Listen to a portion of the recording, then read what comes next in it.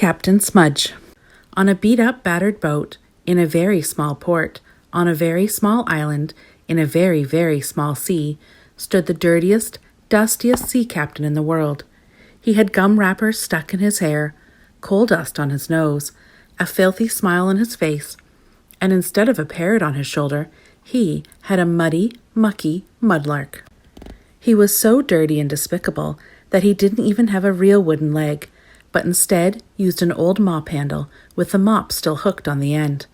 None of the other sailors or fishermen who lived in the port knew his name, but they called him Captain Smudge. Now, Smudge hadn't always been like this. In fact, he was once a normal, healthy person like you or me. But one day, while rowing far out into the bay where his father had told him never to go, his boat was capsized by a large and fairly ferocious sea monster, who unfortunately, and quite accidentally, bit off his leg.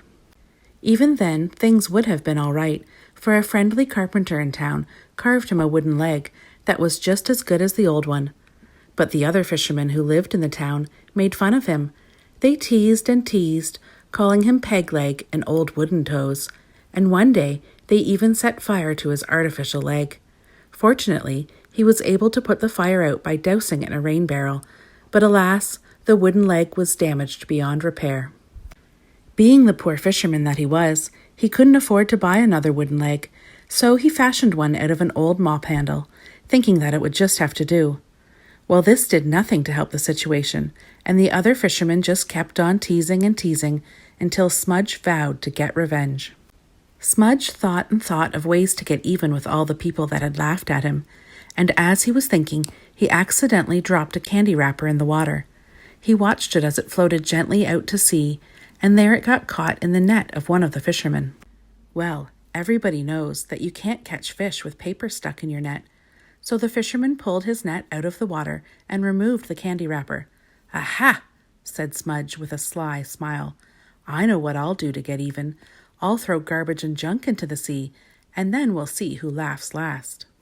Smudge set about diligently picking up the garbage from all over the town and stuffing it in an old dirty bag.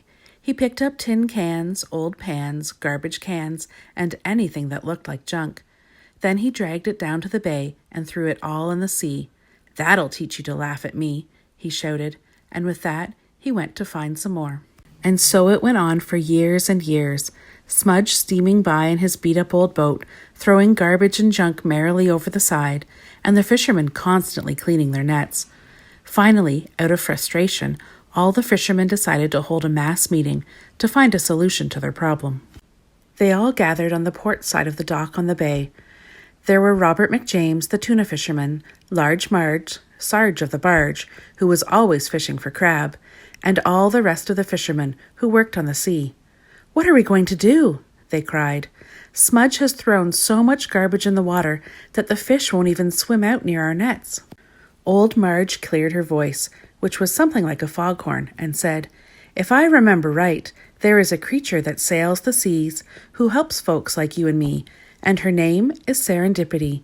Surely if we can find her, she can solve the problem of what to do with grungy old Smudge."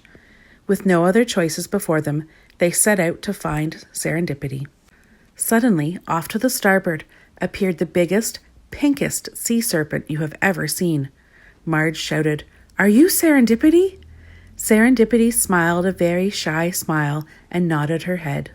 "Well," said Marge, "we've really got a problem."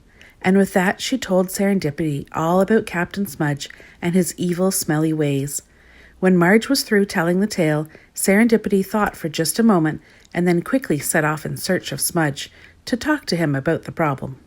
She had been looking for a long, long time when suddenly she saw a large, black, oily cloud moving toward her at a very fast rate.